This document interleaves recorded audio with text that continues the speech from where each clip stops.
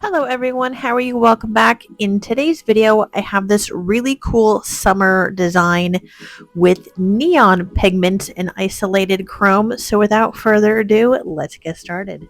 So we have our dark pink, yellow, and orange. Those are the colors we are working with.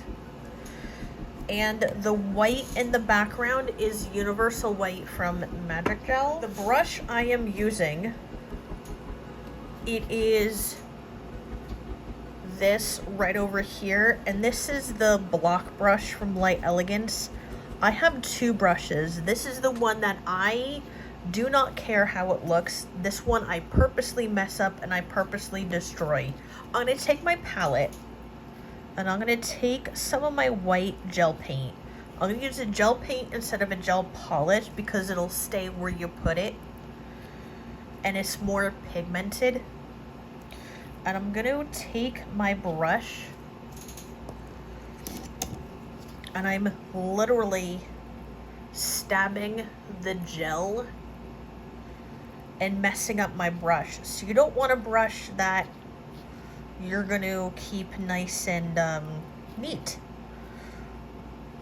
I purposely, this brush has been through the ringer, as you can tell, and I've also had this brush through alcohol and acetone, which is a no-no with gel. And we're basically going to get these really dry brush marks. That is what you want to get.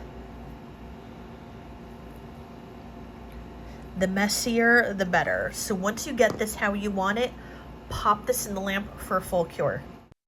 This is one of those designs that the background is abstract. So if you don't have a steady hand, that is okay. Do not overthink this part when you're doing this. The messier, actually, the better it will turn out. So I promise you, do not overthink this when you're doing this.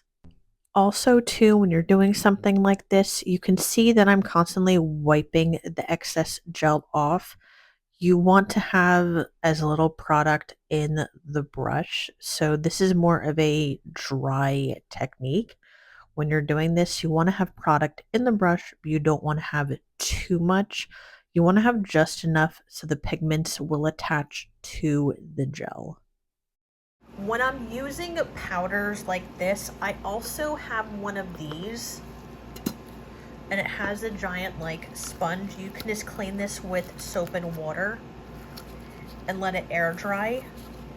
So when I'm changing in between colors, I will take my brush and just clean it on here. While I'm doing this, you're going to see that I'm going to start off with my lighter / brighter color first, which is going to be my neon yellow. Then I'm going to go to my orange, and I'm going to go to my dark neon pink. I find that when I'm doing this, the neon yellow will stay as bright as possible. When I did my test one first, I did the opposite way around, and I went from my dark color to my neon last.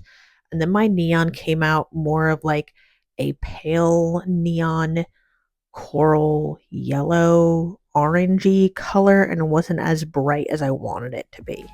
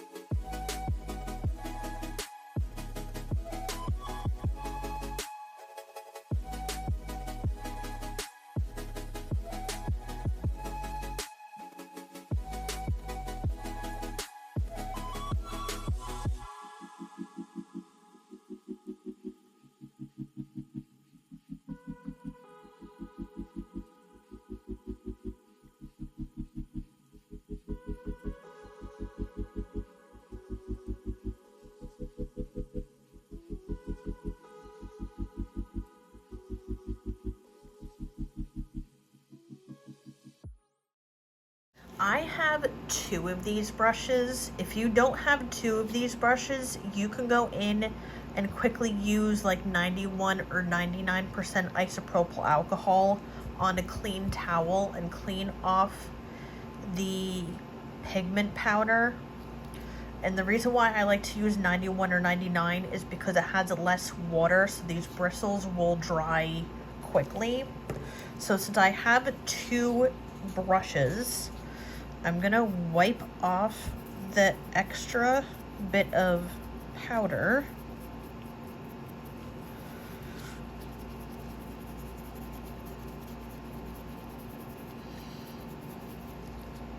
In the background.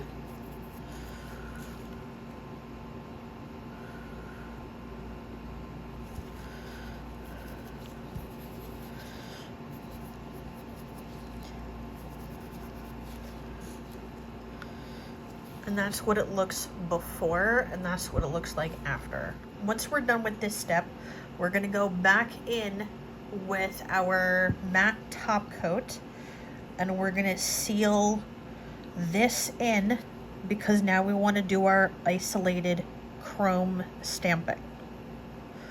And we have to seal in the neon pigments.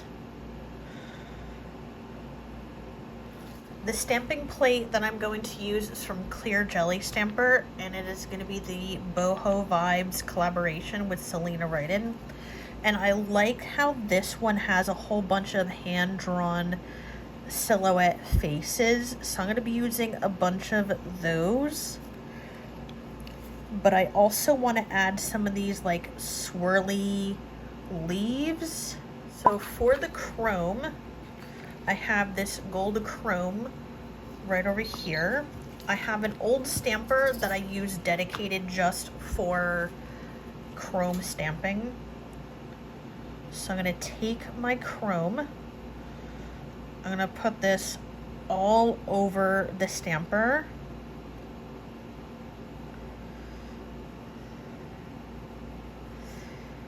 Just like this. You don't want too much polish.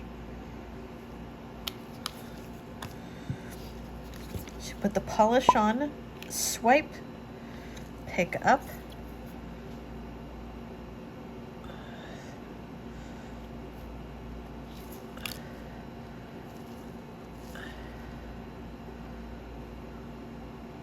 Line that up and press that down. And then you go in with your sticky stamping polish, your chrome, that's what I meant. And there you go. When I do this, I make sure I have everything near me. So I have this here, my tip is here, so my client's hand would be right here. And I have my stamper with the chrome up here, and this is the same stamper that I have been using the whole entire time for the isolated chrome. And I'm going to continue on using this the whole entire time, and I don't need to put more chrome on this stamper. Okay, and I have my scraper in my hand and my sticky stamping polish. You have to make sure when you are doing isolated chrome stamping, you need to make sure you're using a sticky stamping polish or something of its equivalent. I know some people have used a gel stamping polish, and that also works. I prefer this one from Clear Jelly Stamper. So you're going to take your product, put it on the stamping plate. You're going to scrape off, pick up. I use my stamper to pick my scraper to pick off any images from the stamper. Then I look through my stamper to see where I want it, place it down. Then I'm going to go in with my chrome.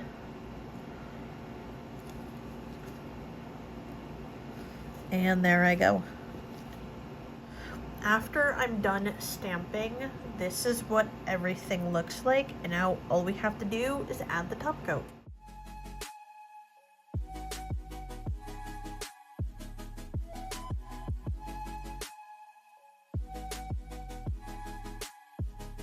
I hope everyone enjoyed this tutorial on how to do easy summer nails with neon pigment and isolated chrome.